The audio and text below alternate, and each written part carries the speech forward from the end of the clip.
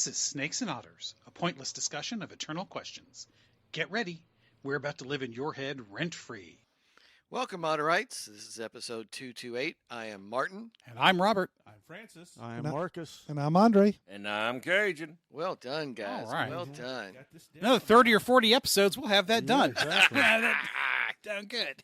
So, gentlemen, welcome again to Studio M. Very, very pleased to have you here. It warms the cockles of my heart. And Which is impressive because, we wondered if you had one. No, that's not true. Well, I have Cockles? cockles. Maybe you subcockle. Oh, that's where his heart's located. There we go. I was looking in the wrong place. So, of course, this is a Code of Honor episode. And as captain, I am choosing the quote for this go-around. Mhm. And a touch of a preamble, stealing a little bit from Francis and preambling this one.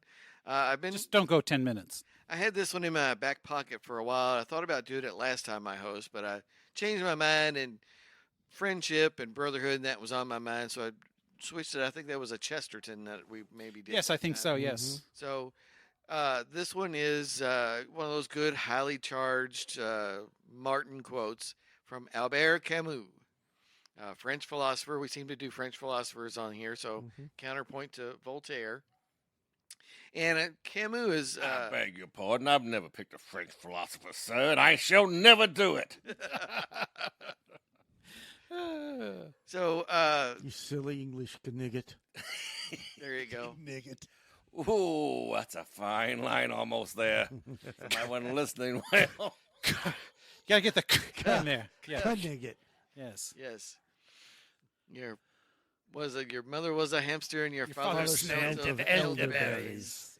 So, yes, normally we would be making And fun there of the goes our French. 10 minutes. Yeah, making fun of the French, but this time we're going to discuss a French philosopher, sort of the leading exponent of what's called absurdist thought. Sometimes accused of being an existentialist, but he kind of didn't like labels. Which is Tried to interesting because squirt out I of think of that. him much more as an existentialist than I do an absurdist. Now, it's been a while since I've read a whole lot of Camus, so I could just be a little fuzzy on that. I probably am fuzzy on that. Yeah, I'm on lots of things. Exactly. Was very excited Try and to, shave, though. to discover Camus. I really had not gone into him, so I'm hoping we get to add him to the schedule and try to comprehend the scope of his thought. He is the Nobel Prize winner. Sounds fun. So he liked to combine novels and display his thought through novels. Exactly. That's very much a modern, sort of a modern thing that wasn't entirely uncommon prior. Yeah. Flannery O'Connor was the same way. She's called the Hillbilly Thomist. Yeah. And she also did that same thing, presenting concepts and ideas, the philosophical ideas in her stories. So he also liked to then build these through what he called a cycle. He would also do a play on a similar theme, and then kind of be more out in the open with it, with more of an essay to complement the fictional works. Sure. In today's society, we call that building a brand. Yep. A bit, yeah. Yep. So it would do these cycles of things. So the quote is from 1960, a published work called Resistance, Rebellion, and Death. 1960 was the year of his death.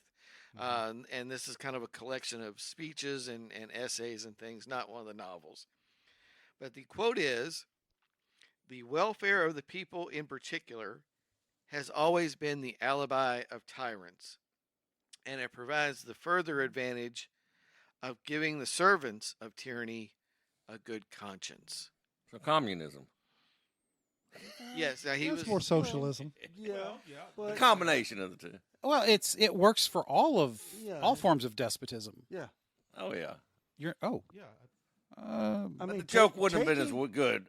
yeah, I mean, taking the idea of it's going to benefit the masses, or it's going to benefit you as the voting public.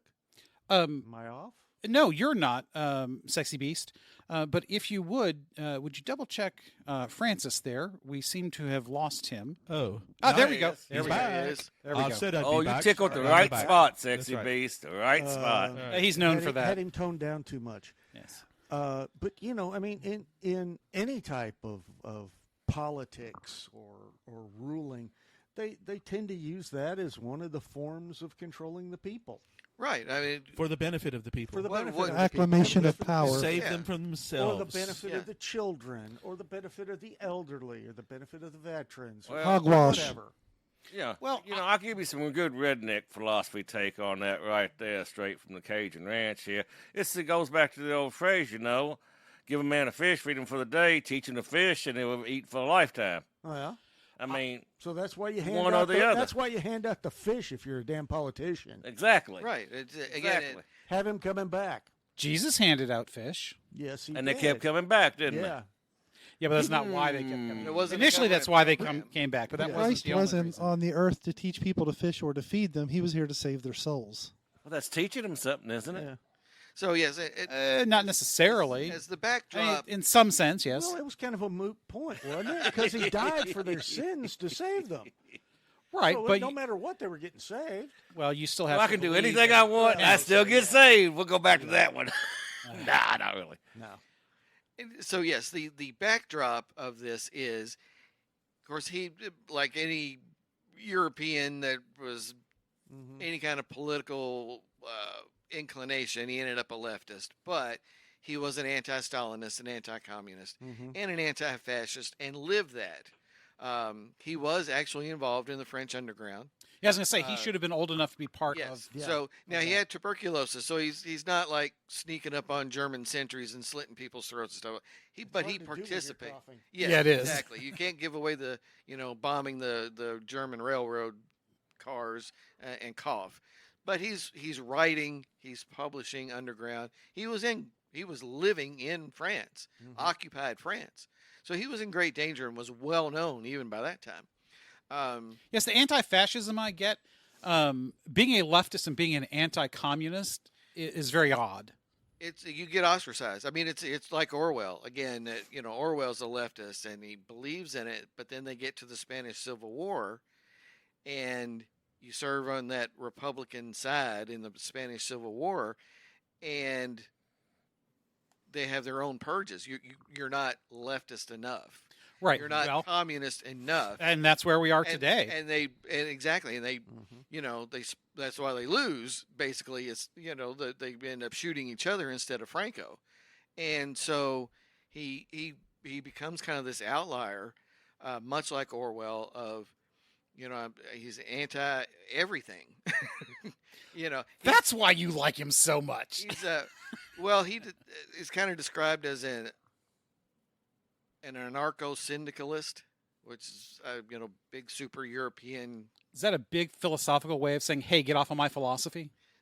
Yeah, he was against. I mean, it's you have to be for something. So it's like, well, but where? Where are you? So it became difficult. Well, if to you're pin him against down. everything, you're not for anything. Right. So it became difficult to sometimes to make a little sense out of his stuff. But you're absolutely right. I think the first blush of this quote is it's an anti-Stalin thing. It's an anti-fascist thing. It's again, he was actively anti-fascist, anti-Nazi.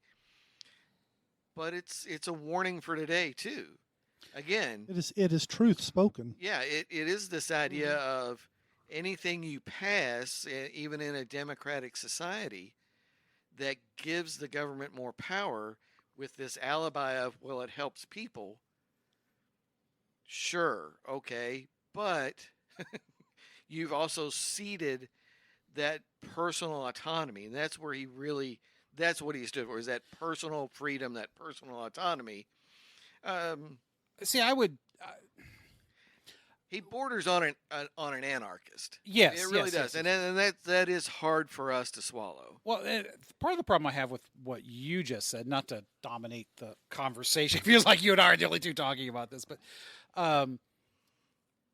the way you stated it, I have a problem with, Okay, and that is because the way you stated it basically anytime you give the government any power, you have ceded something that was yours personally. That would be a true statement. No, it is not, because he personally does not have to defend the shores. He personally does not have to, get the mail delivered. He doesn't have to There defend are New things Jersey, but he has to defend his own domain if there's no one else to do it. that you're missing the point. There are levels of responsibility, Yes. and the way you stated that was basically all levels of responsibility are yours. And if you let the government do any of them, you see. And I don't. And I think you've hit on a core flaw Criticism. in Camus' thought.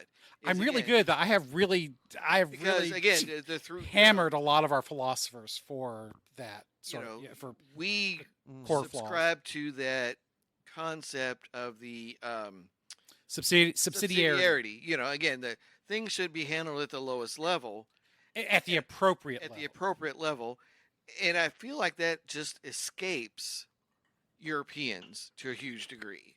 That for some reason it's either the king's responsible, or the only other reaction then is to go to Stalin's responsible. Like Europeans feel like there's no middle ground. Well, I think There's that's no because way in between. they have no history of the in between. When you think about European history, it's almost always been a monarchist or a tyrant or Feudalism. a dictator. Yeah, they think they're going through a democratic phase, and then But then they overthrow Then de they- Gaulle 3 or 4 times Yeah, because they and- can't stand. Well, this is way too much freedom, or I don't want to have to deal with this. Let's get somebody in here yeah, who's and going to it's take just like, care of us. what in the hell would make you guys happy? I don't get it. You tried everything and you hate all of it. It's like, Well, why don't you just go sit and drink some wine, eat some cheese, and let us take care of shit? well, that's pretty much what they tend to That's do. France. Yeah. Yeah, yeah. But I think the interesting thing about this quote is not just the tyrant aspect.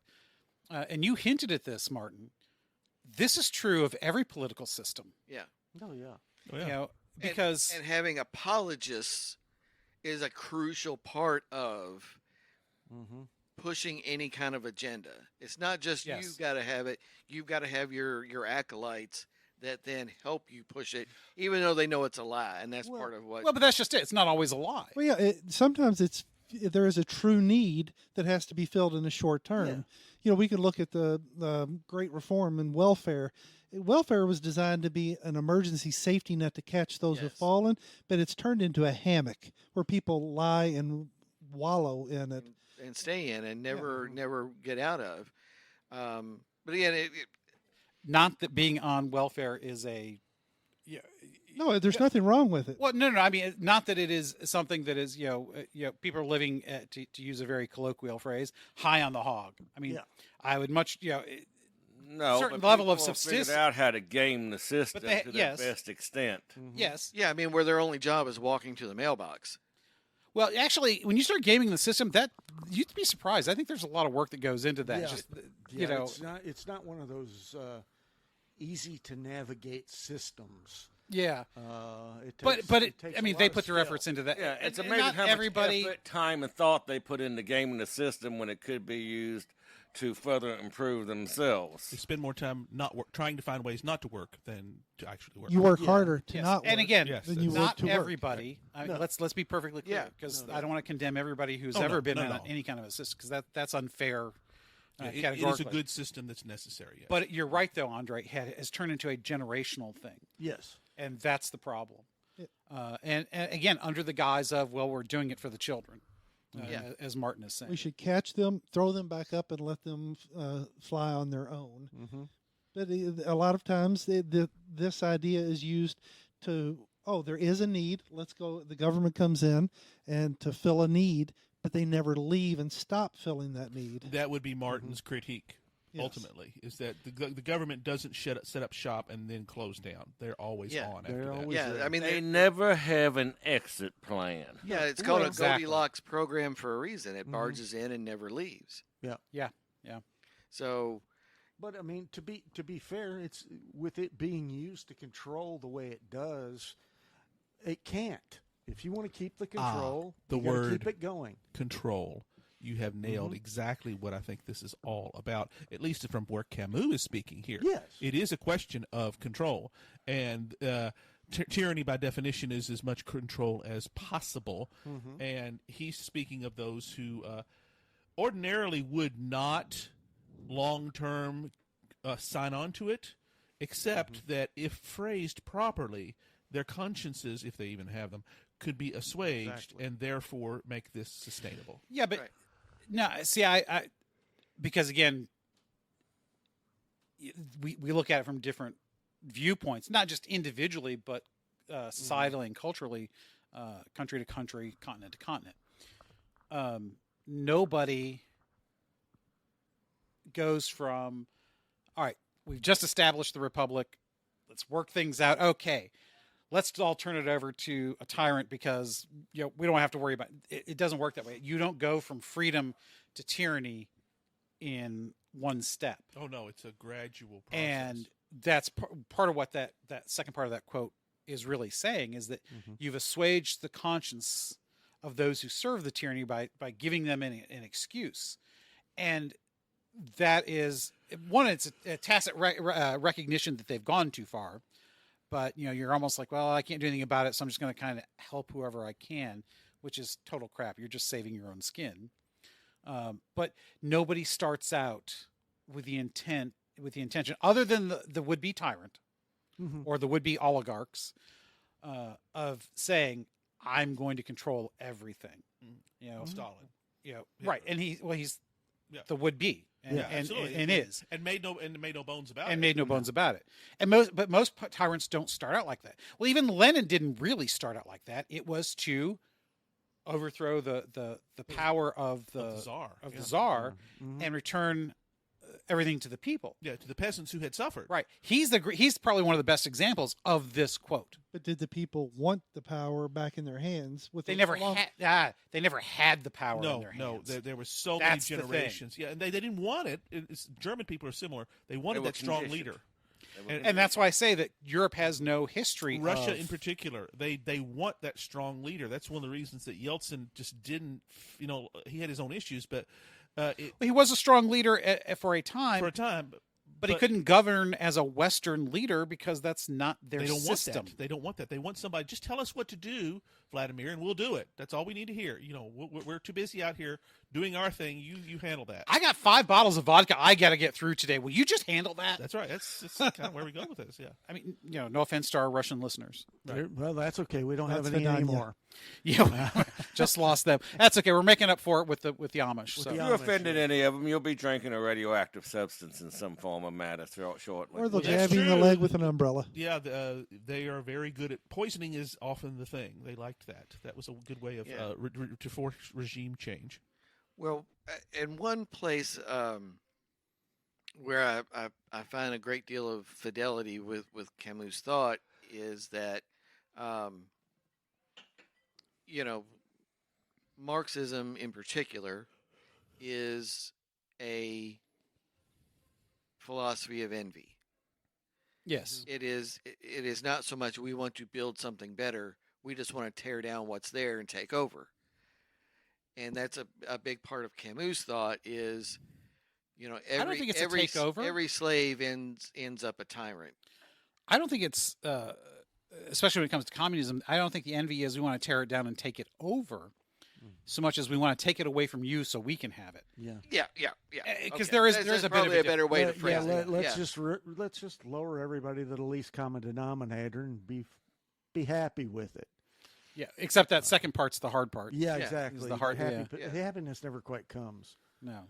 Well, and then of course the lies that have to take place in order to facilitate that takeover and that continued exclusion of creativity and innovation and people who want to reach higher than where you are, and so that's a big part of what Camus wants to strike out against.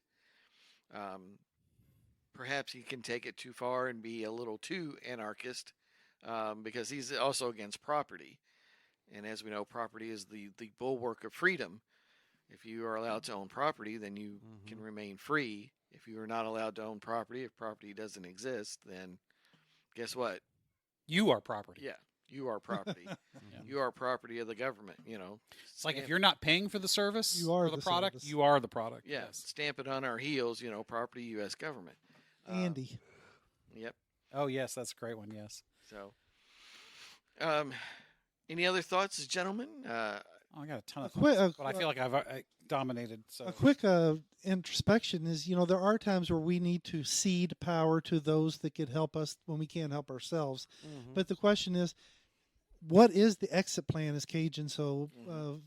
yeah, I think Cage is right. I don't think There there is ever one. is one. Well, There never is one. But Rome how did do that we very well. incorporate one? Yeah, Rome is a great model for that because the word yeah, how'd that work out for him? though? dictator comes from them, and I'm speaking of the Republic, mind you. Yes. But they had it built into the system where they could elect, and they had to elect a dictator that would serve for 6 months, but they had absolute power in a time of crisis.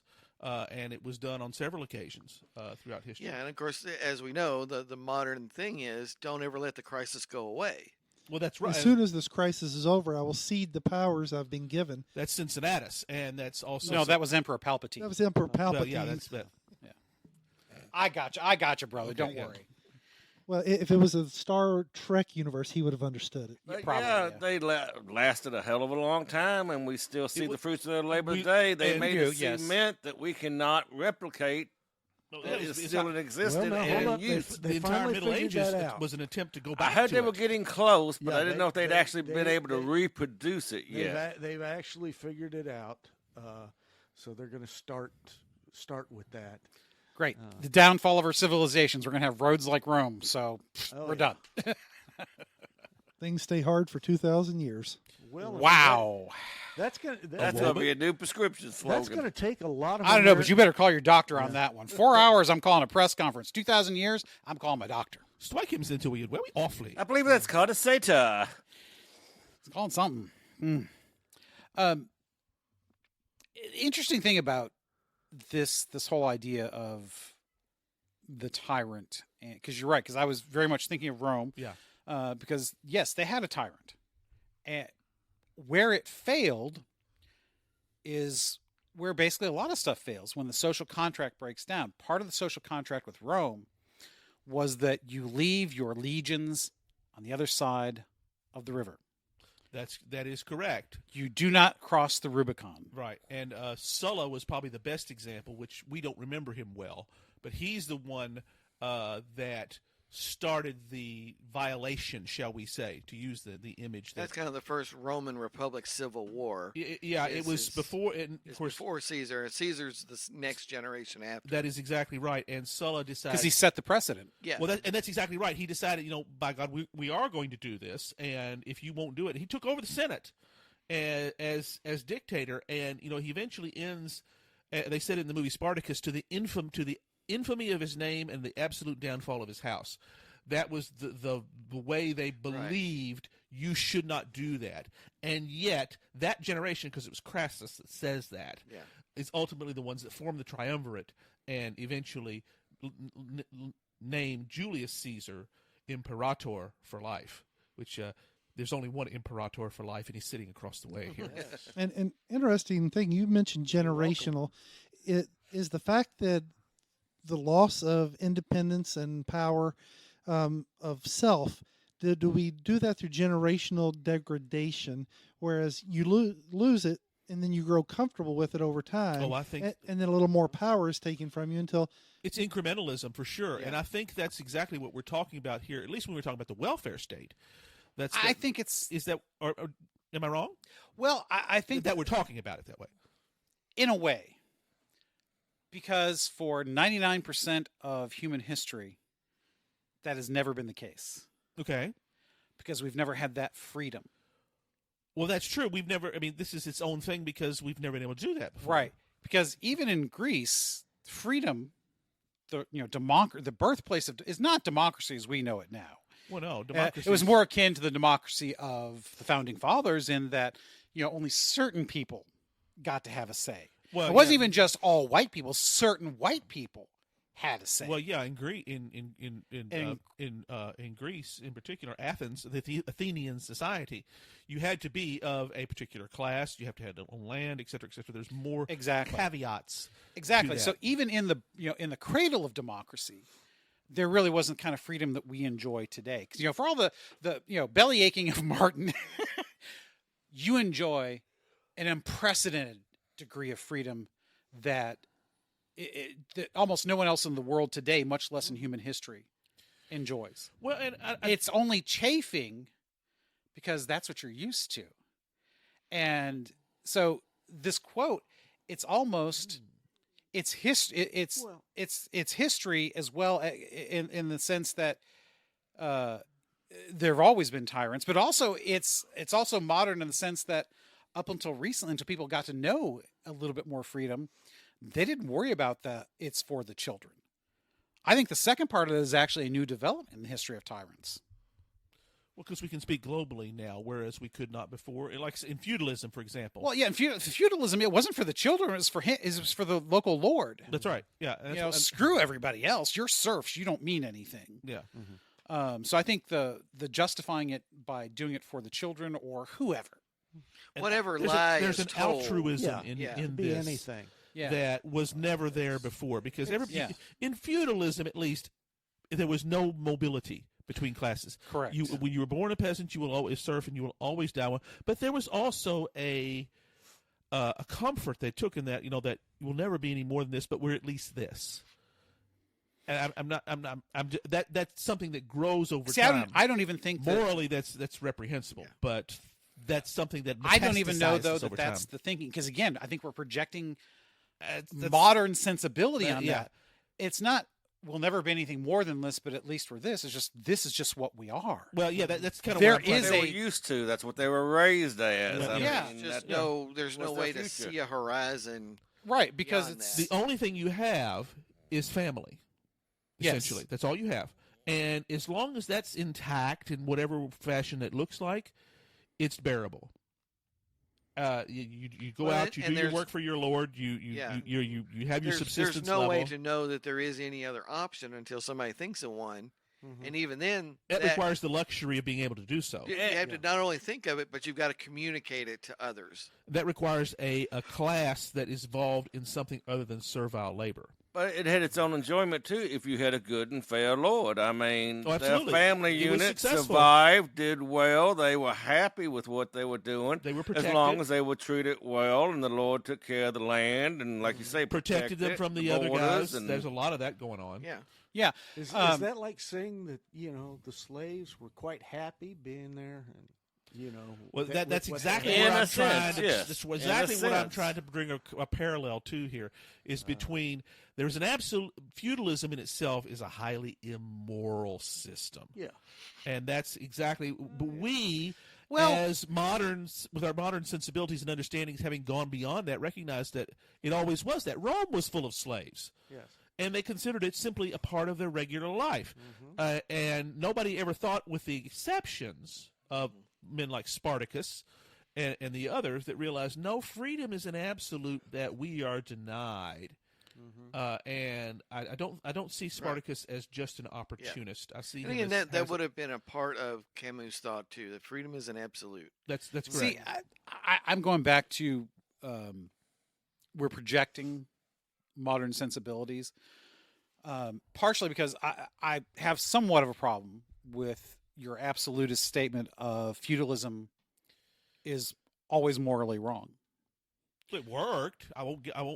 Well, concede morally that. wrong. Mussolini got the trains running on time, That so was- that's right, but yeah. that doesn't mean that it was morally a good system. Fascism.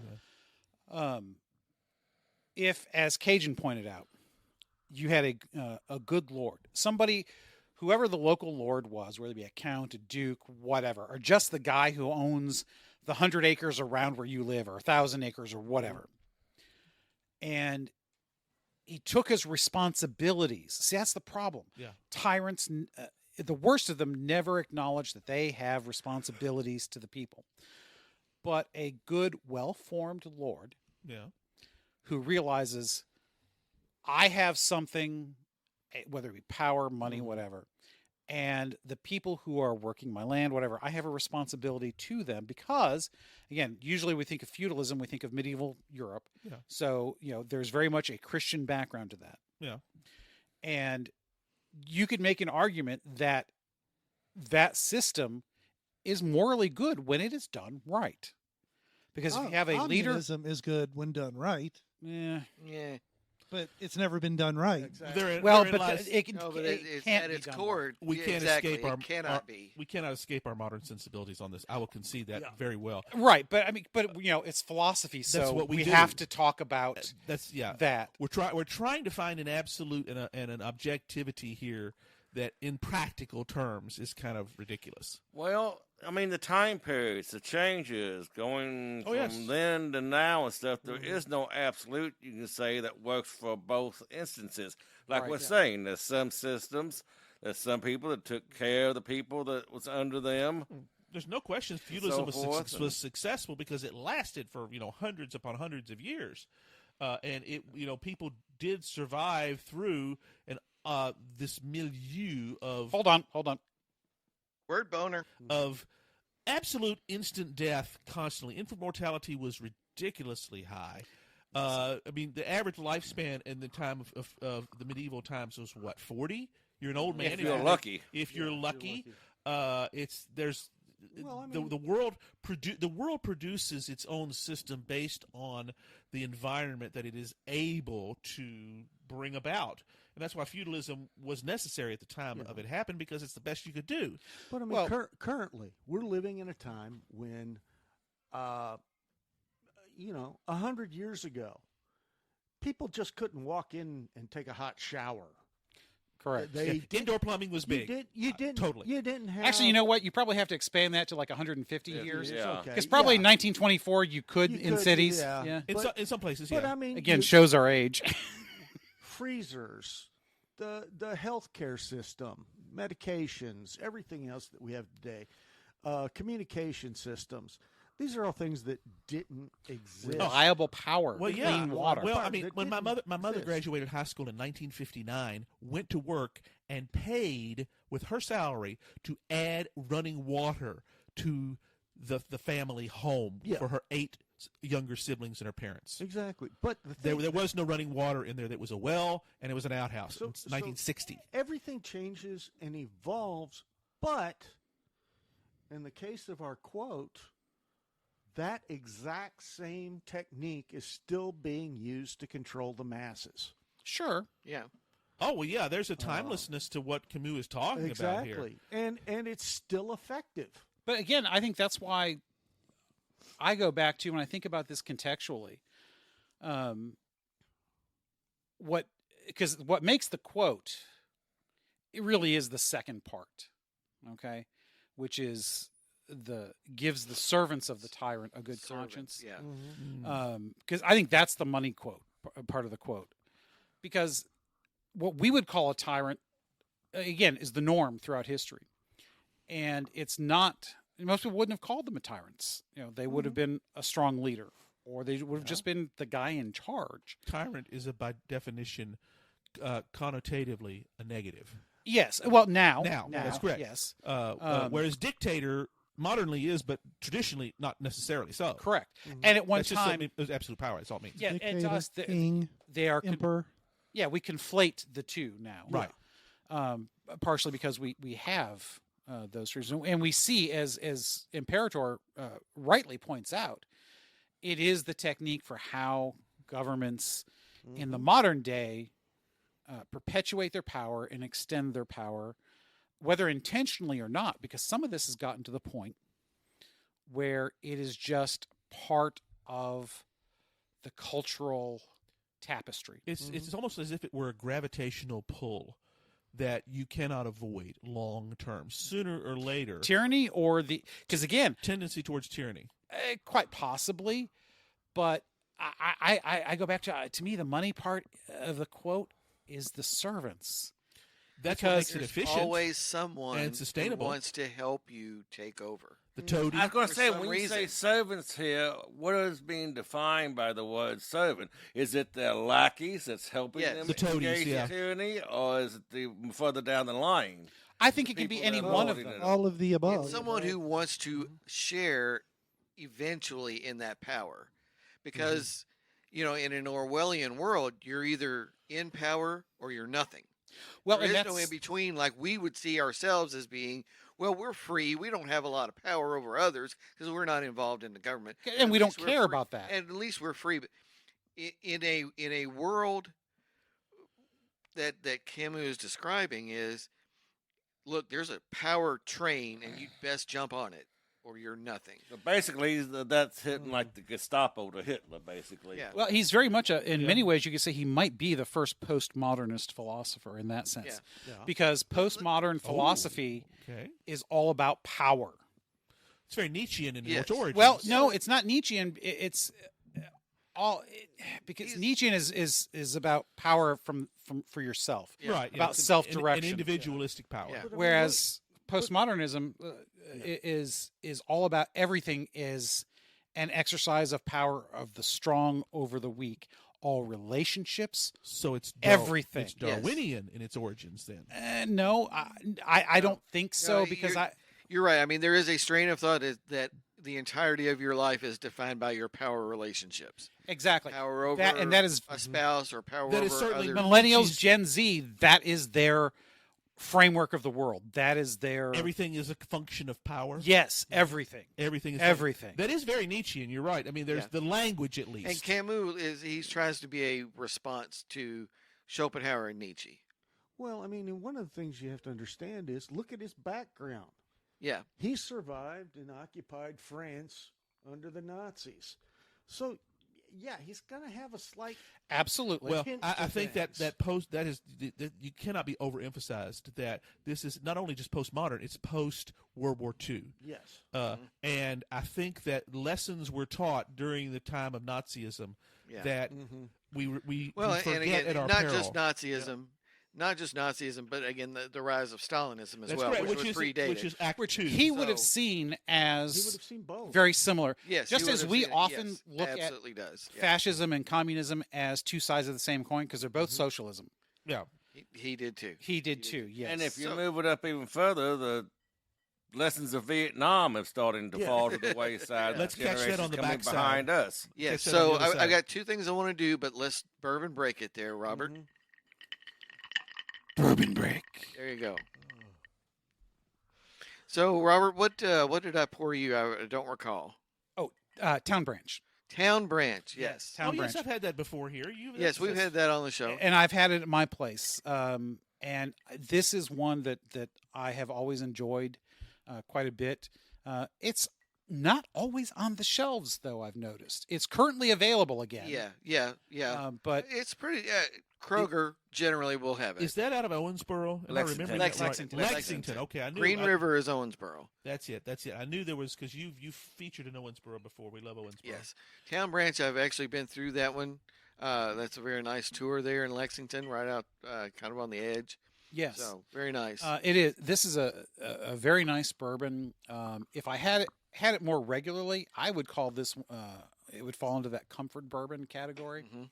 Not super high in proof, but a very consistent flavor. Not bottom shelf, correct? No, Okay, no, make sure- definitely make not. sure- This we're clear. is, there usually runs between 33 and 36, I think. Yeah, exactly. For this 30, expression. that 30 to 40, sometimes dipping into the 20s, depending on the brand, to me is that price point of those comfort bourbons, because they tend to be consistent, good quality, not necessarily super complex, but always enjoyable. And it's the kind of bourbon where really you could turn it into a mixer in a good cocktail. Yeah. By definition, to me, that is okay. Just don't make it into a mint julep or put Coke in it. Anything else? Okay, we can get creative. I'm coming around to that. Is there ever any excuse to make something into a mint julep? No. Well, I wouldn't. Maybe number that Trader 13. Joe's. Because Oh, Well, that No, is not that e- is not quite even it, that is but- quite a very quick pegging it on the he said begging. Yeah. Um. Jeez. Anyways, sorry. but If I it's said that in a sling blade voice there. yeah. So it's got good flavor even after we've got some dilution with the ice. more of the flavor of this sticks around Mm-hmm. to me Yes. than a lot of It bourbons. kind of feels like it's there in kind of your tongue and back of your mouth. a Yeah. little bit. Yeah. Oh, yeah. Yes. Very much It so. is there. Yeah, good It's stuff. a great bourbon. I highly recommend this one. I've always liked this one. I don't have This that one in but I'll have Wilderness to- Trail is Wilderness Trail is a really nice weeded sweet Yes. bourbon. I like it too. Yes. We've had that at This your is not a weeded, but Wilderness Trail is another one that. Wilderness Trail. We've had at your house. Yes. that's right. But I don't think we've had it at Cajun's. No. No, okay. I'm trying to keep myself straight here. Wilderness Trail is interesting. They've got several expressions, as most Yeah. distilleries do. 3 that I remember. Yeah. And Kroger's, while normally is a good place to go because they're always putting stuff on sale. You never know what you're going to find. Occasionally you get lucky. Like I got that bottle of Weller Special Reserve for $29 at Kroger. I was ecstatic over that. But for whatever reason, Wilderness Trail, they keep pricing the yellow label, the weeded bottle, for $99. And that is it's like twice of what it should be. Somebody has screwed up in their system somewhere, Yeah. and I cannot get them to because I want to get another bottle, but I'm not paying $100 for it. No. You have Some- to well, wait till somebody they else decide has to got mark it down because it ain't selling, you know. Exactly. Yeah. But It's yeah, down to Wilderness about Trail- 79 right now. Well, Wilderness Trails are really a newer distillery, actually. They've Yes. only been out in the last couple of years. Okay. Yes. Because I've only known it when we've had it at Roberts, and I've not really. I don't know. Did we encounter them at Bourbon Fest, guys? Did we? I don't remember them there. I don't remember. I I don't don't recall. think they was there. If just they curious. were, we either missed it or It's in the blur of the others. yeah. that Because I mean, Well, there's that's so went many. through. Right, Yeah. because I mean, there was not a bad experience there. I mean, No. every single one of them was great. I'm still swimming even almost a year later. The only one I didn't care for was we had that one old fashioned we got, and I think that was at the Jim Beam little trailer. Yes. I think didn't you're care right. for that was one so that- much. Yeah, that's where the lady grabbed Martin's mustache and really liked it. Yes. That kind of dominates the moment at that. Well, that moment. probably So- made that old fashioned very good for you. Yeah, that's That right. was the best old fashioned you ever had. I was within inches of this. That's and what she was saying. He's still, He he's was still blushing blasted. over that. Yes, and I swear, if you had false teeth, you'd have spit them out because it was just nice of her. She was so nice, very attractive lady, and I could just see Martin just going, "What? Thank you. I think you managed to spit I think that I made. out. Oh, well, thank you, and I get a big Isn't it- smile. That's He, what they- was, 'cause he she- wasn't used to that kind of treatment. Oh no, because she grabs the thing and just starts twinging the whatever. What do you do to a twirling your Curl it, mustache? yeah. Stroking the mustache. That's kind of the way it was. Yeah, it was. That Yeah, has that's- connotations. I don't Yeah, know, yeah. I don't know if anybody else saw that. I mean, I was right there, but Yes. I know we were Oh, all yeah, around. I But see. yeah, it was. Anyway, sorry to hijack that, but hopefully it brought back a very nice No, it was a moment. very pleasant. Yeah, moment. I thought it might be. Yes, yes. Despite That's her right. being completely blasted. Oh, speaking You of may which, want to cover that while you're here. so one thing that we need to talk about for the upcoming Bourbon Fest, and I'm bringing this up because we're talking about bourbon. One of the things I was listening to on one of the recent shows is that Cajun pointed out he has kilts that will fit all of us. Oh. I propose that for the five of us that are going on Saturday, we all wear kilts. We kiltify. Yes. If Cajun is still willing to let us dangle our bits in his kilts, I say we wear them. That might be one of the best. Bring your own phrases. towel to sit down. Yes, yes. Okay, that's right. Now, the question is, do we all go commando like you're supposed to? No skid marks in the kilts. Yeah, no. I'm sorry. I go commando, period. That's everything. Yeah, I know. We try not to think about How else do you wear a kilt? it. Exactly. Exactly. I don't know. I mean, Just I make now- sure that if the wind gusts, you keep your hands down so that Why? Okay, it Marilyn. doesn't gust up. You 'Cause have some any, of us don't want to see that. Do you have any tactical kilts? I got no problem with showing off. I kind of do. Camo Well, he's kilts. packing in his kilt. Yes. What are you talking about? Who isn't packing in More their ways kilt? than one. Okay, moving on. All right, yes. So, anyways, Mark, direct kilts. us. Kilts. That feels like a challenge. Yes. Because I'm down I for got it. no problem. With I'm kilts. down for it. I could get there. I could. All get right. there. So kilted Saturday, we will be the talk of Bourbon Fest if there's 5 of us in kilts and we're sticking recorders in people's faces. Exactly. Yeah. Well, I mean, there were quite a few kilts there last year. There was a couple that of was the fellas in thing. kilts. Yeah, that's right. Yes. You know, and, so It was Cajun was not the only one. that's great. Yeah, Well, we saw several of them. And Yeah. what we need is some really big QR codes for the podcast on our Yeah, we do shirts. need to get Huge some things QR done. codes. We need the business cards to hand out to people, QR codes, all that stuff. Yeah. I mean, put them on the back of the business card. Yeah, we need to really get that taken care of. Yeah, All right. So, anyways, didn't mean to derail bourbon. No, that was an excellent derailment Oh, because you had not brought that up even on our secure communications channel. Well, So I love it. I love that you brought it up. Just came to me because he just talked about it It was recently there. Yeah. You had to use in it. one of the more recent That's episodes. Last couple of And months. you didn't give us an out doing it live. Exactly. Peer pressure. Yeah, Mark was not yeah. able We're to- all aware of kill. Okay. Yeah, we're all Mark was wearing not kilts. able to wimp out. He's been caught on tape now. Yeah, so Whip Bjorn- out or wimp out?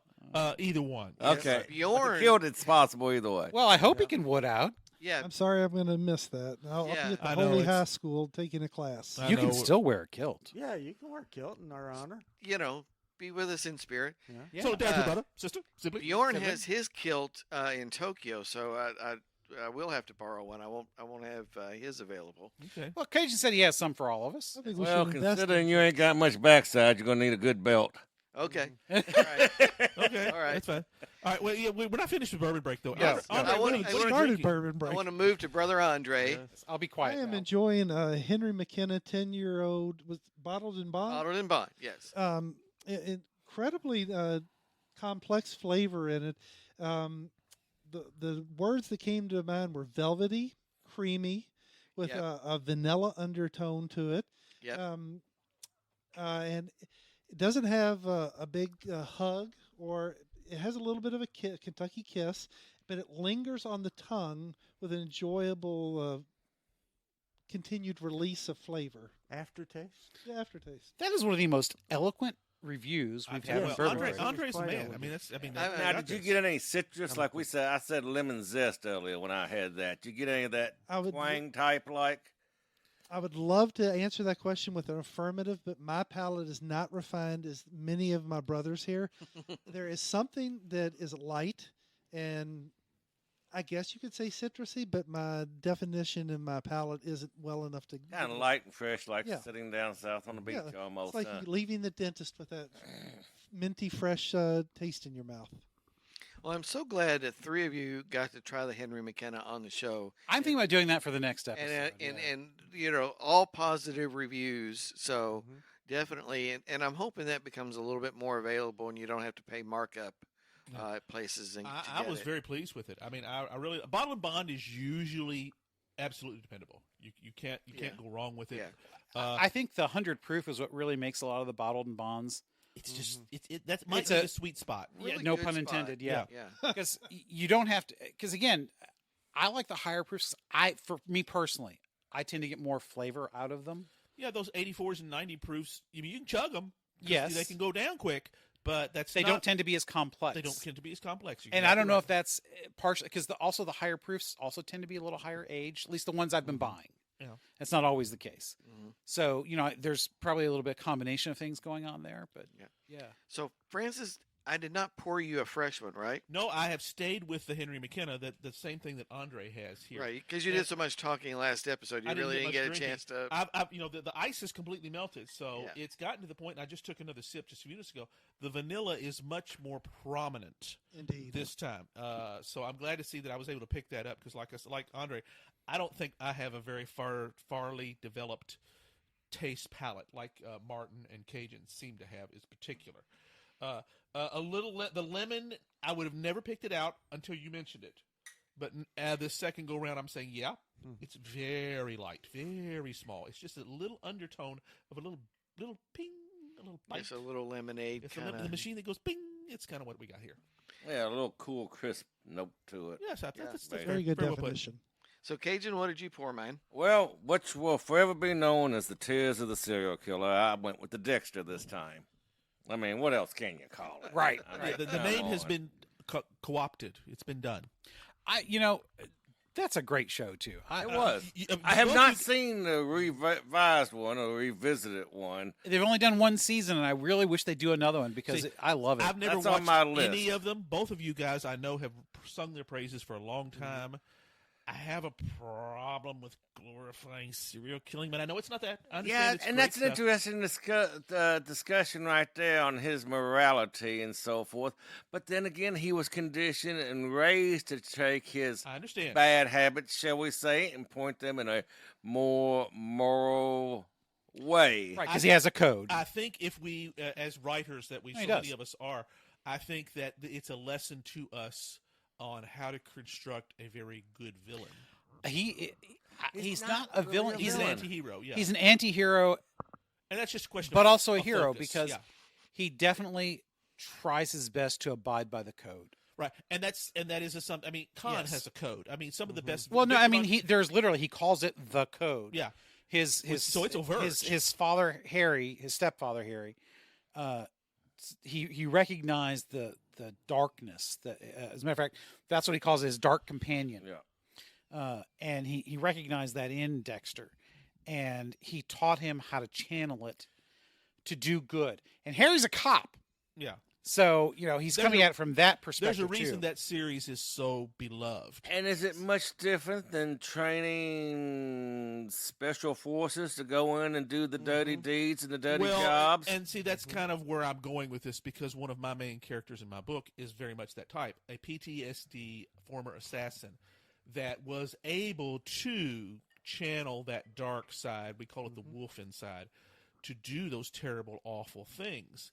My exploration is post that of how does that F you up? And is there any coming back from that? See, with Dexter, And though, it works it's- both what's the ways. It can go either way. Some people it doesn't mess That's- up at all. that's the like beauty. Dexter has his code, and that satisfies his moral ambiguity inside to keep him going in the right direction and not think twice about it. Yeah. right, because he can only do bad people. Right. And I think there was one time where he actually did somebody who was innocent, or didn't meet the level of the code. I don't Yeah, it remember. wasn't quite there. And He actually felt guilt, which for him, because see, he's emotionless. Yeah, He was so scarred by the death of his mother and how that all happened that he doesn't process the way everybody else did, even though he was a Ironic. child. Ironically, Harry Bosch went through the same thing and came out in a completely different place. It's a different So thing. that's But anyways, that's a total sidetrack. But anyway, back to the We're supposed to still be on Dexter Bourbon Break, here. yeah. I tell you what, we need to do a Dexter episode. I Yeah. think we could do one. Yeah, I think we could. I'm totally on with that. Yeah, yeah.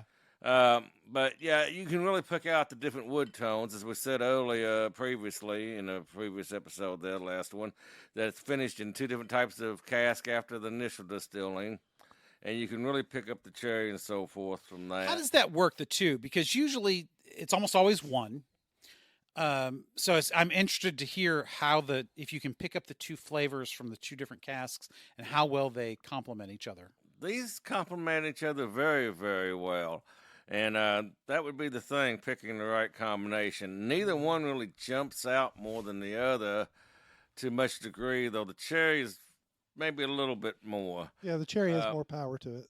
It's got nice little hug there at first. The more it blooms and so forth, it settles down and becomes smoother. And it's a nice, good balance overall of a lot of different flavoring to it.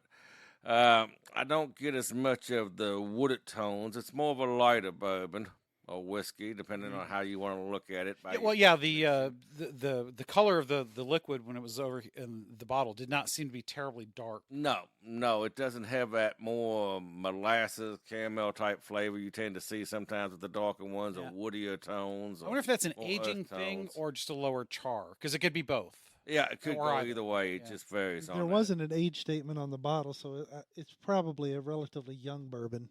Or More than- it could be blended too.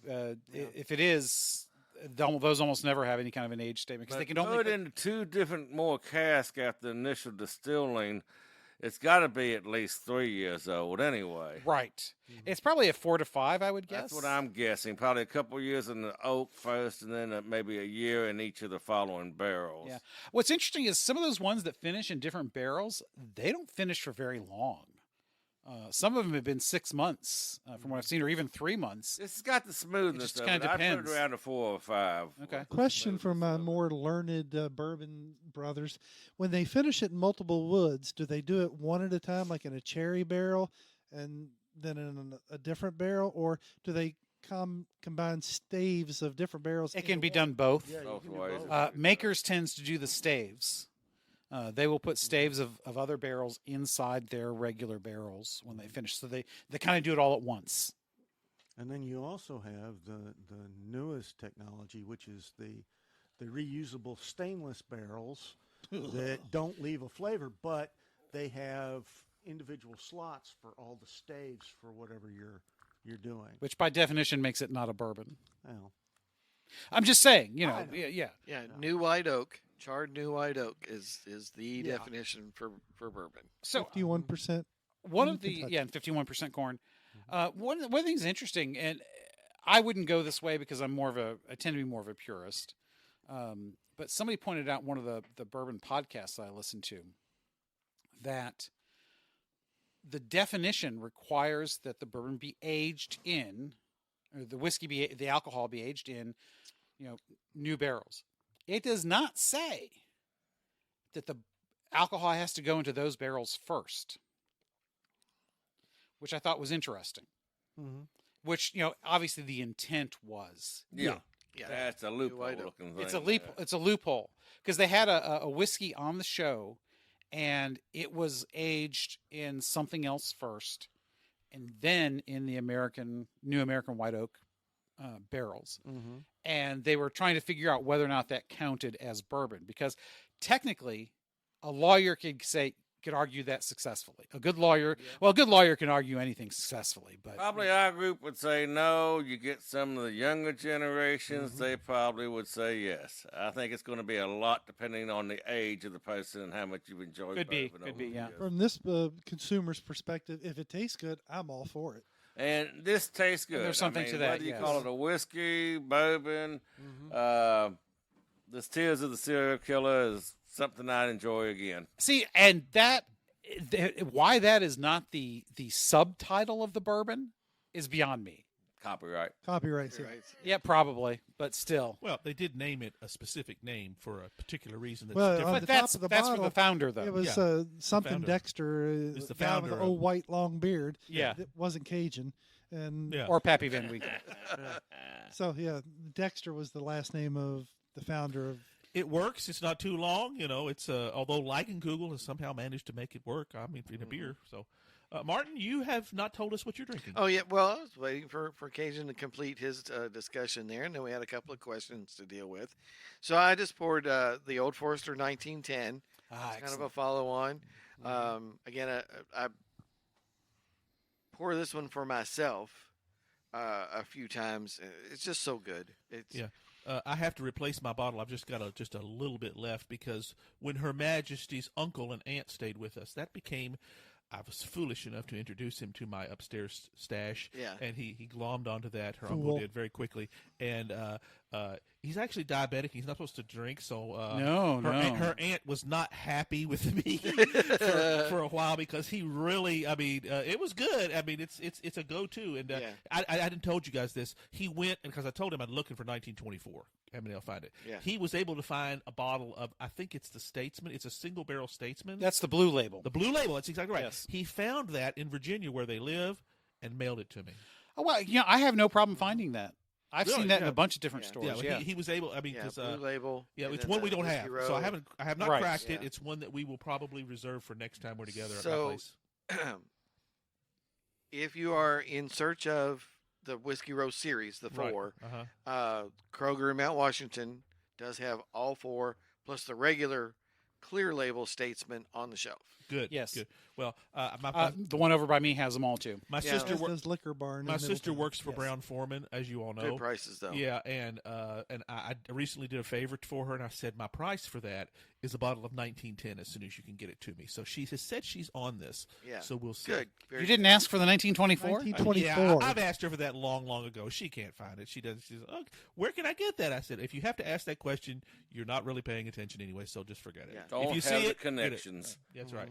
I said, if you find it, just let me know. She gets basically a whiskey allowance. Well, absolutely. Was it yearly or monthly? It's yearly. Yearly, and okay. it's a significant amount. You go out and buy it at retail, which helps the retailers, and you and you turn it in, and they get reimbursed, it's yeah. reimbursed for it. So yeah, that's how they do that. That's awesome. It really is. It's So- helped me a lot. One quick other little thing before I proceed back into my 2 points I wanted to make. Just a shout out to my cousin and her husband. He is an amazingly creative fella, and he built my new bourbon display for me. It looks really nice. Yeah, It oh, really does. it's Yeah, gorgeous. Yeah, it It's fits over gorgeous. there in your little alcove, in your little. I don't want to call Yeah. it a kitchenette because there's no running water. No, but it is the bar. dry bar, It's yeah. a dry bar. Yeah. You really need to fix that. But I have just counter space. I don't really have any place to display. So you just put it there. and, you you put know, it there. It's now a bourbon display. It's mahogany stained and has nice metal bands on the front It's sharp. that It are is. that are meant to kind of look like the bourbon bands. And got my 14 bottles. It was about half of your all stash. yeah. But Yes, I recently upped mine. Around the boys' graduation party, I picked up 3 new bottles. yeah. The Weller I mentioned, the Maker's Cask Strength, and I don't remember. I don't remember what the I third. remember I know you you told said Must us. have been a really good bourbon. You There. sent it I through haven't the opened it secure yet. channel. Yeah, I remember Yeah, that. yeah, and then I picked up 2 more because my Yes. daughters gave me the Liquor Barn gift card. Oh, is that so, how they did that? Because you Yes. said you didn't get cash. I remember Yes. you saying Yeah, you liquor didn't. barn gift card. So yeah. so that was a wonderful spend thing. on so. site. They want to make sure you're drunk and happy, huh? Exactly, Yeah. exactly. I love them. They must want something coming up then. Probably. Yep. Uh, So a big shout to Bob for his creativity and the artistry. It's so awesome, and I wanted excellent to make sure, craft. I wanted to make sure I mentioned it on the show for him. We all strongly encouraged him. Hey, you need to build these and put them on Etsy for like $500. You'll Right. sell everyone To make it worth it. Yeah, yeah. Yeah, he could Because sell. handcrafted. Yeah, absolutely, and signed. It's the only one right now in the whole world. So Awesome. that's what I like. It's him. priceless. And the little feet are made out of barrels. I love that. Yes, the That's little great. legs. The legs look like little barrels, so Yeah. it's super cool. That's excellent. Yep. Let's see. Oh, and one other quick announcement. 1 week from now, Bjorn comes Bjorn on. will be home for a visit. I am saving 15-year-old I.W. Harper to share with him. He'll only be around for about a week. Miss him terribly, and we're so Yes, looking that forward was to the, his that was visit. the one that thou shalt not touch when we went over there. Yeah. You said you can have anything else, but you can't touch this one. Yes. Can't touch I'm this. wondering if Mrs. Martin is going to be able to restrain herself from locking him into the basement when he gets here to keep him from leaving the country again. Because he signed up for another year, right? Yes. So Well, the he's- earliest he can finish now is August of 25. And he will probably be asked to re-up After Well, that. before then. He has Yeah. met a young lady over there, correct? Well, we're not speaking of that. Oh, We're not. Wow. You're not. Both of you are not. So, we're trying to leave the illusion that he's coming home. So oh. I was going to say okay, because okay, she's right. coming with him, I thought. yes, That's right. she'll be visiting America for the first time. Oh, right. we So it's just going to had be this awesome. happen. that mirror's getting shattered then. Yeah. Oh yeah. Misheard. Yeah. So, yeah, this will be interesting because, you never know. She might like it here. Yes. Oh yes. There is yes. much to be charmed about here. She may Yes. hate it. Or she may hate it. Yeah, one good Well- mass murder in Louisville over a weekend. And Well, I'm guessing that the reason that we are not recording next weekend or while she's here is to prevent her from being soured on the country By meeting us. Yeah. by that's- meeting us. Yes. Yeah. So that's a part of it too. Oh, speak for yourselves. They're wanting to meet me. he didn't. That's true. invite They all have of us requested for to go him. out to go out your way. Which That's that right. would have been. I mean, that would have been an open invitation as well. So that would. No, I would actually like for her to meet the Brotherhood. I don't think she would completely understand what we're about. Well, there's a lot of I meet you cultural off. and language I don't- barriers there. Yeah. Well, I don't think our significant others completely understand what we're about. Exactly. She speaks English a little. Not really. No. Okay, that's fine. Hey, just Which is interesting because you get the sense that so many Japanese do speak English. And plus, it's everybody else's second language. It's Yes. like Americans have a hard time picking a second But language. I mean, that's how our he got first the is everybody job. else's As second. opposed to ours is Spanish. Yeah, well, by default, it's becoming that. Yeah. That is Yeah, I his mean, job. what business second language yeah. across the We have globe? English and English in American. one form or it's, fashion. it's not uncommon. It's not uncommon. My sister-in-law is It's Ukrainian. Her mother spends 6 months a year out here and speaks not a lick of English. Not a lick. Which is interesting because you would think after 6 months a year, Yeah, She would have she'd pick picked up something something, up. but she doesn't want to. Doesn't care I to. was going to say, that's a matter of wanting to. There. Well, Yeah. yeah, because her daughter speaks to her completely in Ukrainian, and her granddaughter speaks fluent Ukrainian. So that's all she needs. She's got two people to yap all the time when she's here. So, Yes. you know. So that is something that I do particularly want to guard against. I want to make her feel welcome and included, which will be challenging, but I do want her to very much feel welcome in America and welcome in our home. So And, you've been doing the Rosetta Stone Japanese version here lately? and I'm relying on him. So Well, please extend our hospitality and warm welcomes to Absolutely. I yes. will do so. I will do so. in our celebration on Bjorn's return. Yes, I know you've been looking forward to it greatly for a long. I hope- You've been looking forward to it practically since he left. Yeah. Yes, Hopefully she pretty finds much. our cuisine acceptable. I know it'd be a large Oh, change. well, she's very much looking forward to that part of it. Oh, good. Yeah, She- because I think that's a charm. Chick-fil-A. Oh, okay. Come okay. on. Yeah. That's easy. I mean, that's what she wants wants the to do. Jesus chicken. She's Yes. coming from Japan just for the Jesus chicken. It is very good chicken. For- There's Take no her there on doubt. Sunday. I think it's a little overrated. I like Zaxby's over Chick-fil-A myself. Really? I like Cane's. I don't like any Cane's of is Never them. had excellent. Well, you know, KFC is world famous for a I reason. like Yeah. the KFC I do like original skin. Yeah, I like their I like it a original- little extra crispy. I 'Cause I think love the that original skin- skin. It's hard to get the original where the skin to me is anything other than still skin. You know, Yeah. I like it a little chewable, crunchy. Lee's famous recipe is probably my go-to. If I had a choice, that's usually the one that Lebanon, works the best. Kentucky. Yeah, the Lebanon, Kentucky, as we've had it many times. What's the Indies? Oh, getting the Indies, spicy that's chicken. a whole nother story. Yeah, that's Yeah, another the spicy animal. chicken from Indies. Oh my Yeah, gosh. you might. Yeah, hey, you know that's You're only getting part of the chicken. You- usually. she Hey, might- I grilled some chicken thighs with nice crispy skin on it yesterday at home. Oh, There you go. nice, There you go. nice. See, That now, sounds good. I've never even ventured into the grilling chicken, but we're way off into the daggone field here. Bring us back. Hey, you Martin. can't complain about a nice pair of thighs. No, you cannot. No.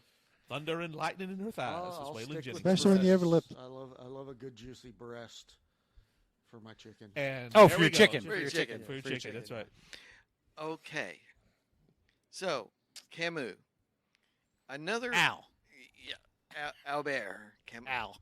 So, one important, I think, piece of context for understanding him and his thought is he was what is known as a pied noir.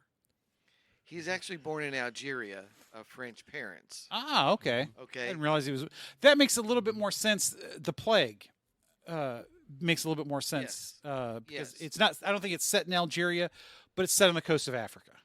Yes. So it's his experience is he lives in what is essentially a French colony Right. that is seen as part of France. It's just another district of France Yes.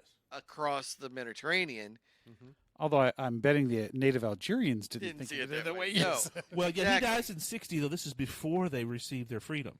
So they're still, as he dies. Independence. Independence. That's Independence. Independence. Yes, that's correct. That's fair enough. He's around for the Algerian Civil War and independence movement. Okay. He's Okay. involved in 'Cause that. that's late 50s, I think. Yes, yes. So he kind of Whose side was he on? He tries to take kind of a neutral stance. He's anti-colonial, no question. Yeah. Okay, but he also is But he's a struggles- patriot. Yeah, he's Because he was in the French Resistance, he is a patriot. Yes, Absolutely, Oh, yeah. yes. So he's very torn between this notion of I'm a Frenchman, but I'm an Algerian Frenchman, and I've seen what we, as the colonial French, do to the Arab Berber natives of Algeria. And he Yes. reacted very strongly against that. He was very anti-colonial, and a lot of that then forms his outlook because I said like he's anti everything. You know, he sees what's going on in his homeland of Algeria as a piece of Gaullist Western stuff. So that makes him kind of anti. Even though Algeria is America. pre-Gaullist. Yeah, I Yes. mean, he is reacting to the Western quote, as dominated by the U.S. Occupation essentially of Algeria, and so he doesn't. There's just no place to go. It's like, well, where is there now? Because I'm anti this, I'm anti that, I'm anti everything. I kind of wish we had started with this because you know how we are. We always like to talk about context. Yes. Yes. And that really, I It think, does. opens up a whole new channel of thought Mhm. around this Right. because So when we talk about where the Europeans don't have an in between, they're either the monarchists or communists or something, and Right. he's caught in that very much because of this experience. Europe has had in a very Algeria. difficult time transitioning to what we would call a republican form of government. Yeah. Mhm. Because none of them have, because they come from that monarchist and tyrant kinds of government. At best, there's some kind of parliament, which Americans just don't understand. Yeah. We have a hard time understanding parliament.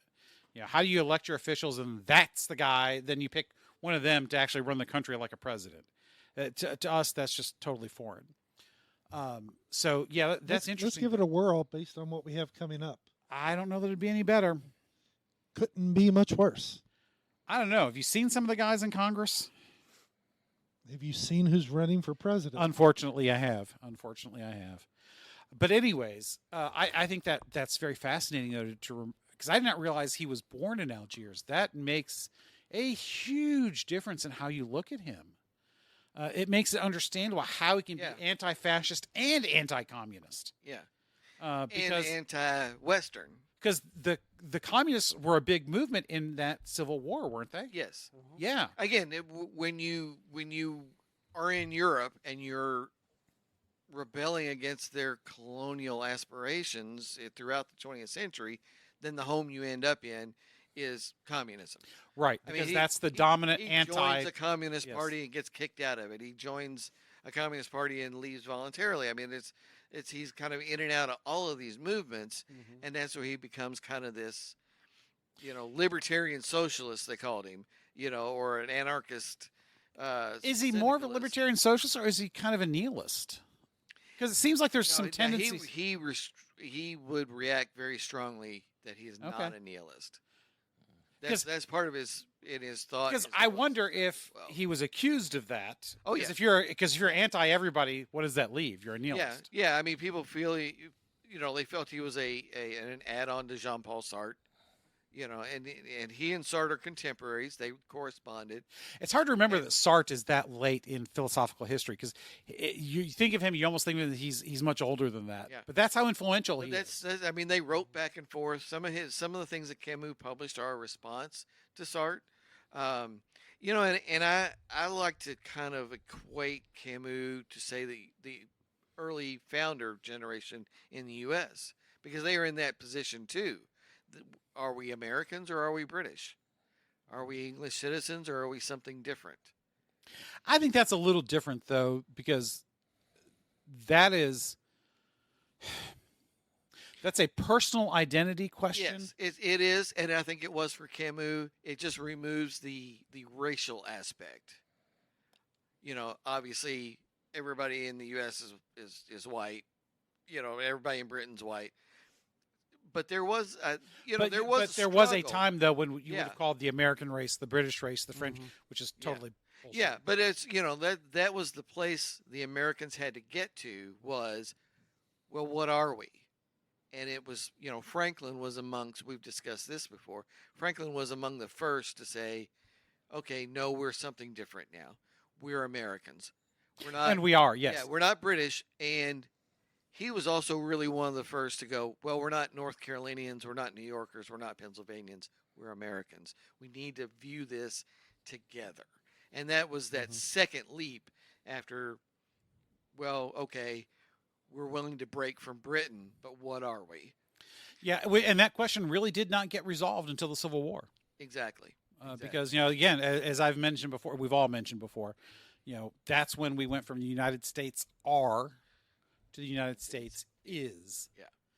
So, my second little element of context that I'd like to talk about here and get your all's reactions to is I have kind of a modern example of, I feel, this, the servants of tyranny doing so in good conscience and feeling like they're helping.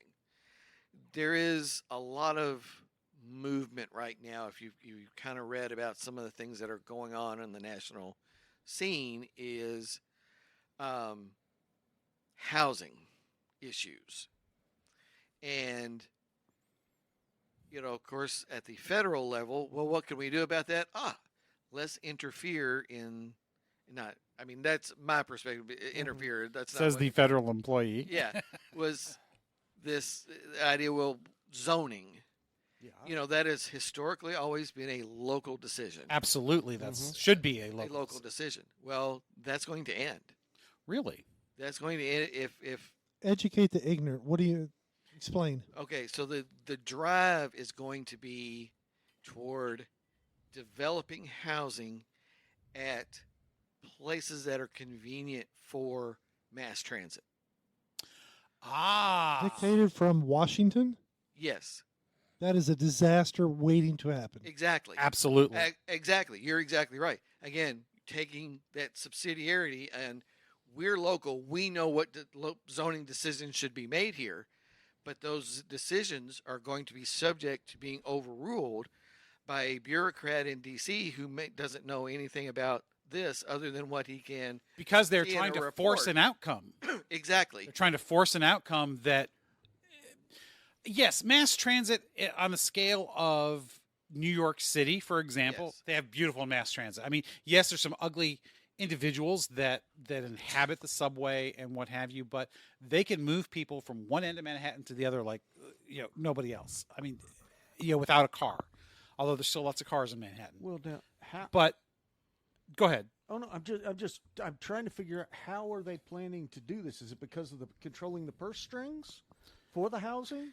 No, just make it illegal for you to zone a certain way, and then review. You would have to submit your zoning plan to an enormous bureaucracy. See, at I DC who could overrule it and say, no, you need to zone that plot for multifamily. See, That I will think they're going to have a never hard time withstanding the legal challenge that will obviously come, because even under the Commerce Clause, I'm having a hard time seeing how that's going to be justified. Because Commerce Clause has been used to justify almost every extension of the federal government into American life. Yeah. Right. But I'm having a hard time seeing how they're going to justify I mean, that. I remember reading somewhere all powers not specifically Yeah, that's delegated dead. to the federal government right. are Yes. reserved to the state. Right. Yeah, that's Or dead. the local. That's been dead for 100 years. Yeah. I mean, they didn't take it out.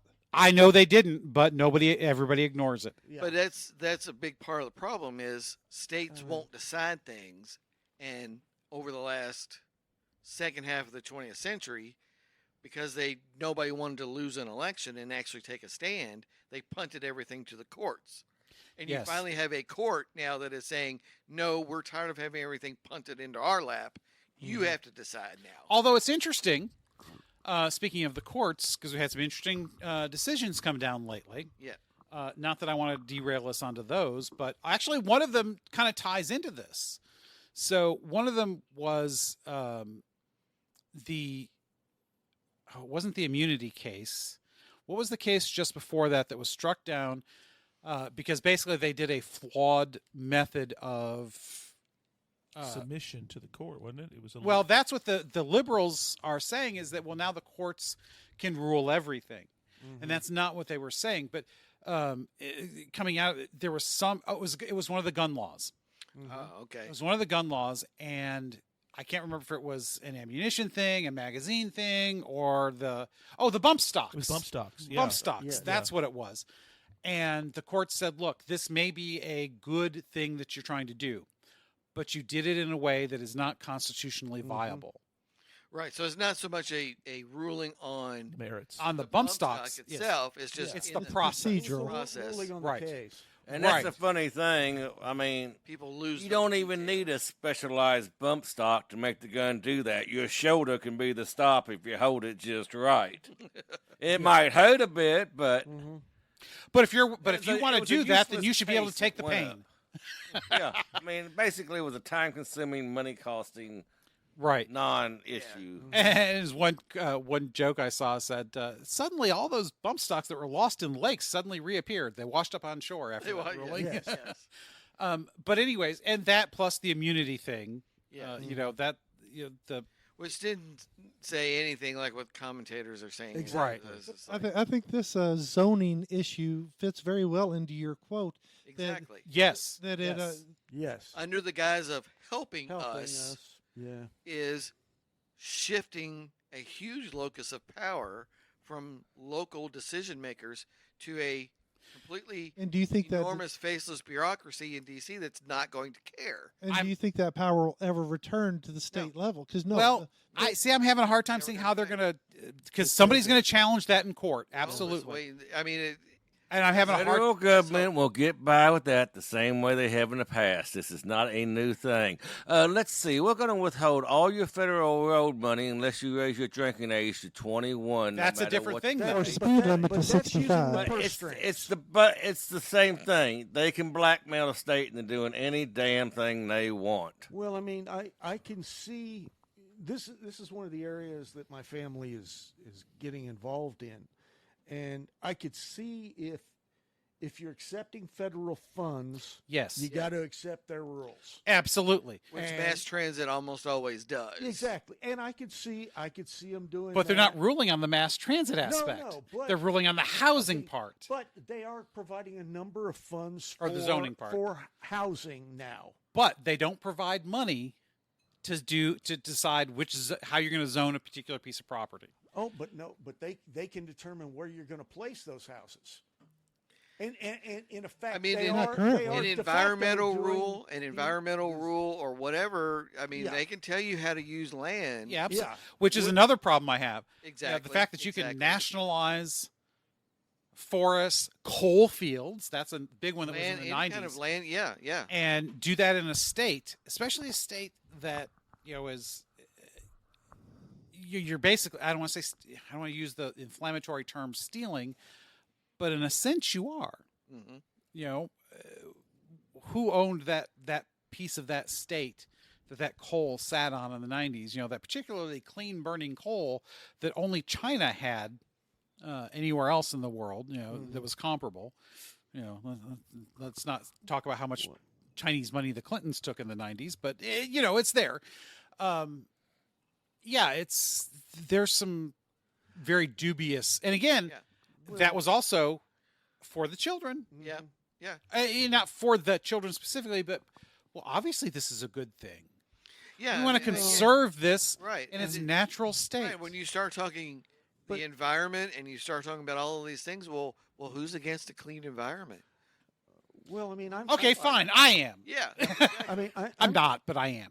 having spent so much time on the West Coast and I'm sorry. with the Midwest, there, My sympathies. the far West, I'm used to federal lands, Yes. Bureau of Land Management, all that kind of stuff. Well, yeah, and, ML. and that's a gang of that's a great terrorists. point. Much of the land Most- west of most the it. Mississippi was doled out Mhm. federally, which is an interesting Yeah. because east of the Mississippi, that's not our historical Exactly. memory. So that's a great point. So I mean, I'm used to a lot of the rules and what have you, and using those lands for camping and recreation. If not, and I've been through going up through the Bighorn Mountains when they're moving the herds, and you can be stuck there in the middle of the road with cows bumping into you for an hour and a half. Man, how many hamburgers can you see in one day? Exactly. And how much cow shit can you drive through? Yeah. But I mean, I can see them easily doing this with, the housing incentives and what have you that they're using, and going around the actual zoning by, enforcing the placement Well, and what have you. I don't know. I think there's still, Martin, you're right in Yeah, that I mean, the government can always find a way to. Keep in Oh, mind yeah. that what To they lawyer want to things get up. away from is one, single family homes, and two, the notion of individual ownership of land. Mm-hmm. Because again, if you control your own property and control your own land, you're free. So what they can do, again, is this notion of, well, for whatever reason, environmentalism or conservation of resources or whatever, is dictate how land can be used Well, and yeah. dictate the construction of a community, Mm-hmm. how it's to be done. This ideal notion of, okay, well then we'll have multifamily, and then surrounding that will be their commercial, and think about the entire country being nothing but Norton Commons.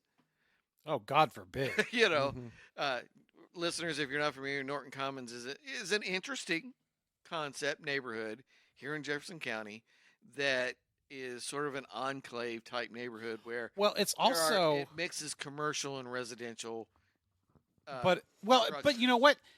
Cities have always done that. Yeah. Yeah, How many? I mean, you think about one of our favorite places, God rest it, the Sherwood. yes, You know, that has been a commercial operation on the bottom, and now one time it was a hotel, and then other times it has been, if Cajun, correct me if I'm wrong, it has been living space, individual living space. Private living for the family. And yeah. and almost every general store in every little town has been the store on the bottom, Mm-hmm. living space on the second or third floor, whatever. And that's not uncommon. and it's very common in cities then. And it's a very right, European yeah, model. European, You know, yeah. have that coffee shop on the main floor, commercial, and then apartments above. Yes. So that's not entirely new. Yeah, bodegas and Exactly. So I mean that's Moving that concept New to York the City. suburbs is the goal. issue. Yeah. But thankfully I'm rural.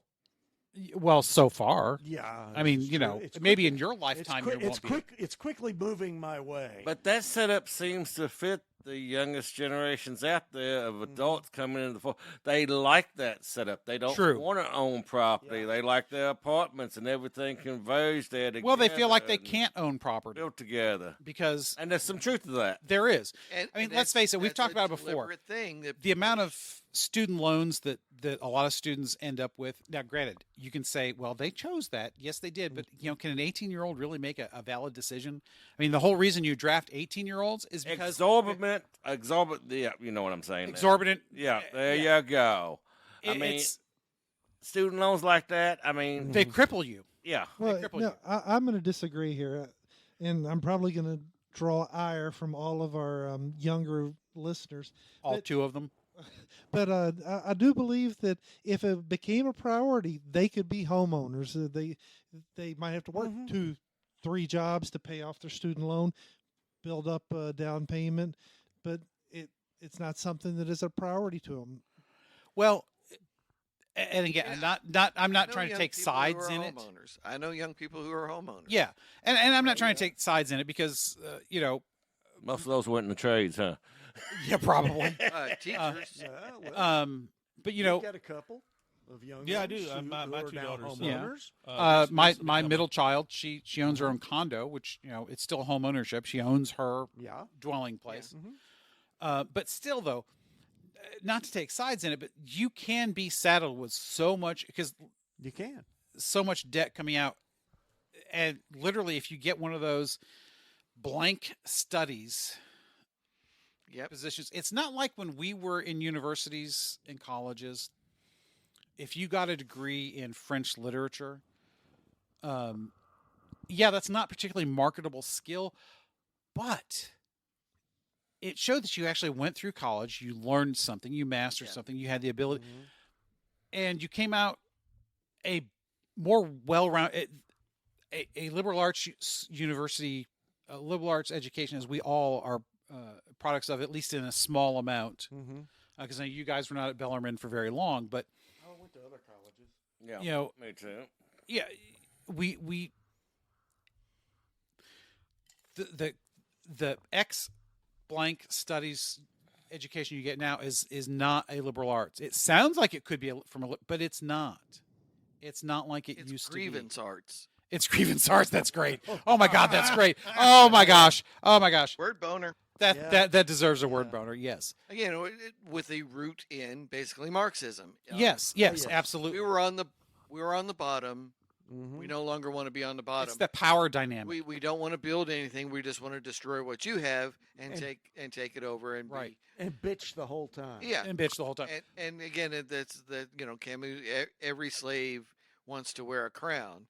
And in his that's turn. yeah, and I think that's where some of the generational and cultural issues that we have today come from.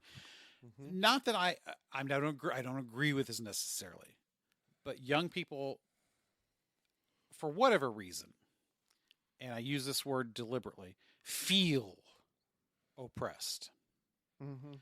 Whether they are actually oppressed or not, that's a whole nother discussion. And I would say almost certainly they are not, because they don't really know what oppression is yet. Mm-hmm. But they're heading towards that precipice where they will find out. Mhm. They absolutely will find out. But for whatever reason, they feel like they're oppressed. Mm-hmm. Part of that is, well, we don't struggle for anything anymore. Mm-hmm. And one of the things that is the side effect of affluence, because this country is the most affluent country in the world, is that in history, yes, it is one of the side effects is that you no longer have to work sun up to sundown Mm-hmm. to not just feed your family, but to be able to live, maybe Yeah. have a luxury or two. Mm-hmm. And that gives you the free time to think about all the things that maybe you would like to be better. Mhm. And at some point, that would like to be better turns into, well, why isn't it better? Which turns into, it should be better. Yeah. Which turns into, by God, we should make some laws to make it better.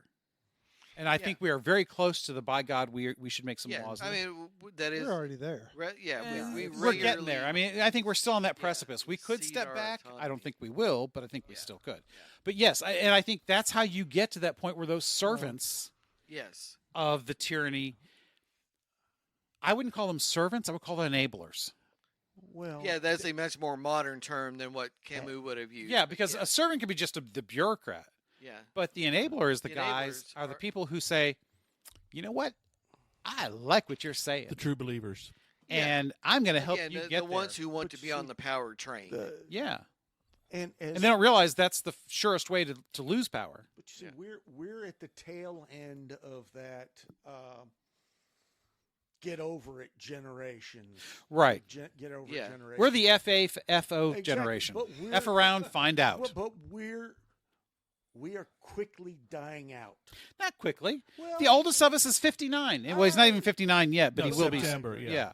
But So I mean, we're not but even as- 60 yet. But Oh, as one man. who's died a few Yeah. times. All right. So yes, In that perspective, yes, you're about 150. That gives him a unique perspective we must not dismiss. Yes. That's correct. yeah. But I mean, we're aging. We're seeing people correct. our age dropping off. We're still the That's true. majority. I don't voting know. wise. I don't know. Because we're a small generation. But the older generation above us too. Well, yeah, Well, the they boom- are certainly dying off. The Exactly. boomers are The fading boomers away. are yes. dying. They're and we're the Goodbye. last of that.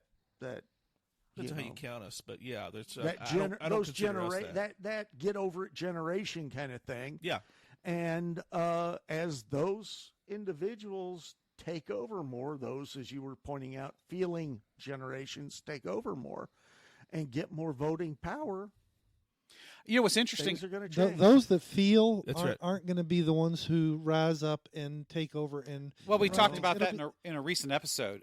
Reason versus emotion. Yes. But you know what I find interesting is the elder millennials, Mhm. which are kind of like our little brothers, little sisters, because they're close enough to us Mm-hmm. to have seen what the last to be part of that generation that transitioned from the analog world to the digital. Mhm. I mean, we are the epitome of that generation. Yes. right. We are the analog.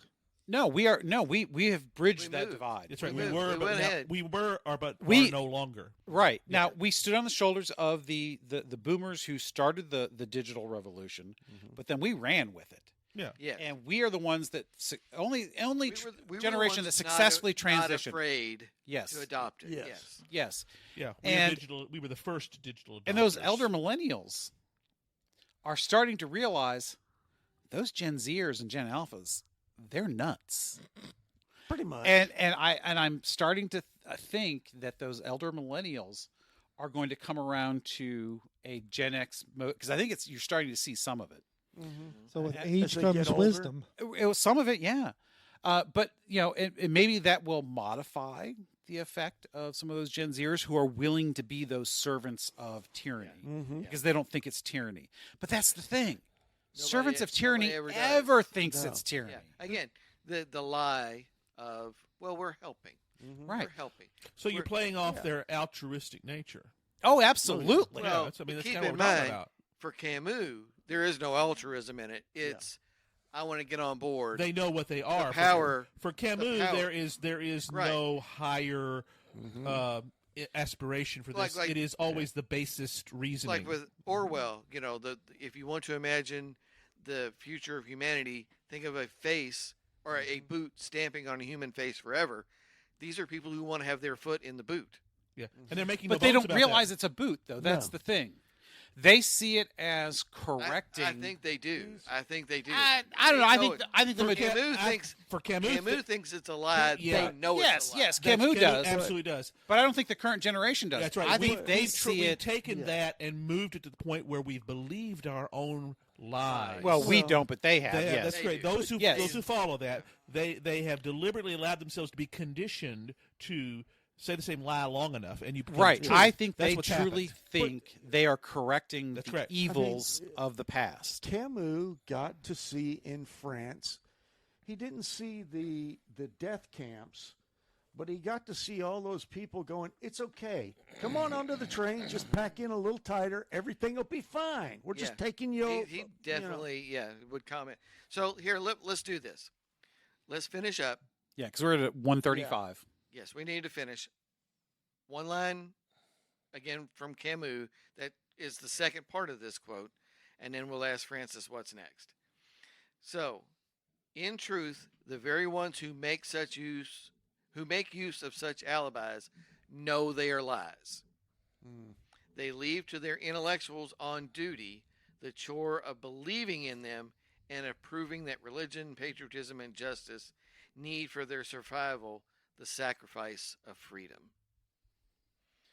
So again, for Camus, the enablers, the servants of the tyranny, He really stood No. nowhere know it's a Yeah. lie. because Yeah. he's not a communist. They are, He's not a socialist. He's not a fascist. He's not a Yes. little d Democrat democracy.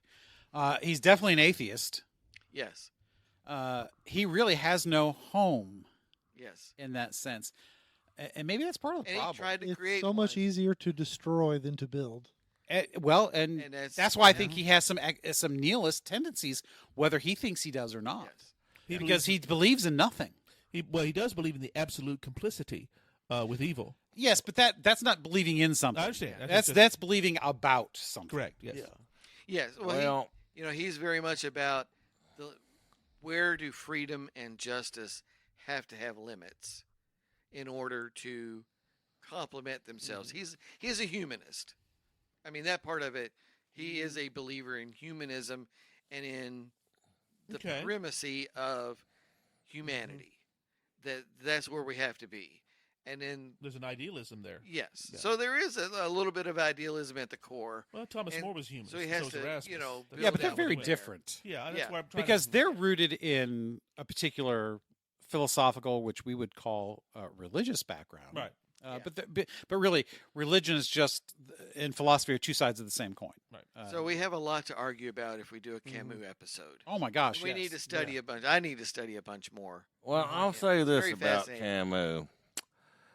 He was not a wise old man by any means, considering he was only 46. He was not governed in his wisdom by the passage of time and maturity, but by what he encountered throughout his short life.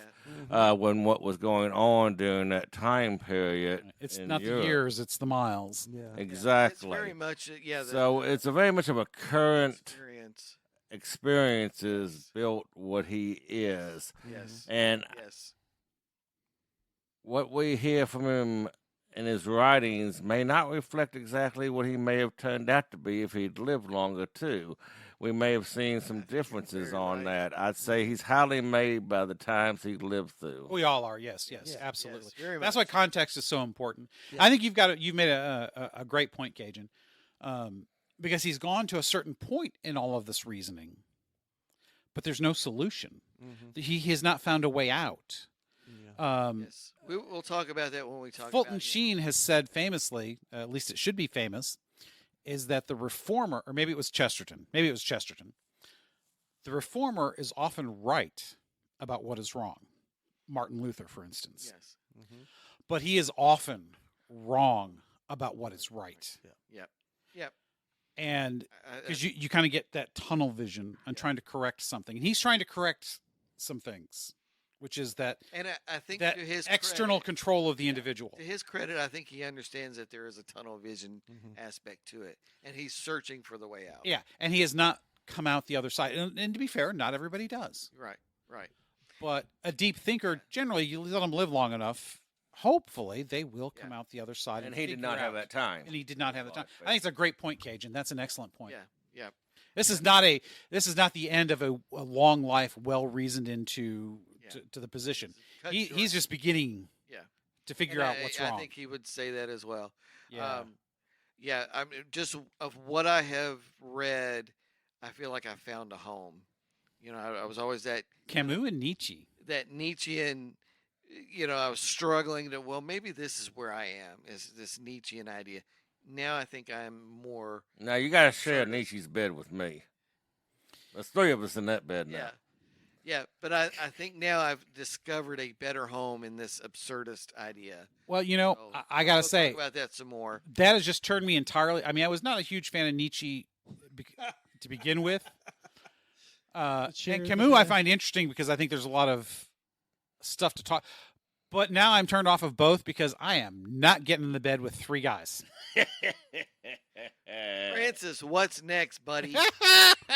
As we transition away from our philosophical discussion, let's cleanse our palates next time, both literally and figuratively, with a, repeat after me, gentlemen, hoopajube. Hoopajube! Yeah, that's right, hoopajube time. And I forget who it was that came up with this idea. Was it Andre, I think? I didn't come up with the idea, No, but once I heard it, I wanted to run with it. Yeah, I think it might have been Martin, but I mean, hey, Probably not, because this would not be up my wheelhouse. everybody seems to be in denial on this, but I'm we're gonna, lucky to make toast. no, I think it was because I think it was about. It was Morton thinking I was taking the lead on it. Yes, Oh, okay. exactly. All right, so Unfortunately, this old man's got to make hay while the sun's shining. that's right. So Yes, it's literally. Martin's inspiration to try and lean into some unknown and unexplored talents that the Brotherhood has.